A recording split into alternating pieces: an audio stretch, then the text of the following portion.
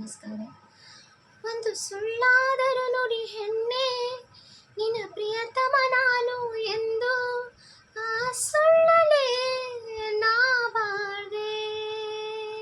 ಒಂದು ಸುಳ್ಳಾದರೂ ನುಡಿ ಹೆಣ್ಣೆ, ನಿನ್ನ ಪ್ರಿಯತಮ ನಾನು ಎಂದು ಆ ಸುಳ್ಳಲೇ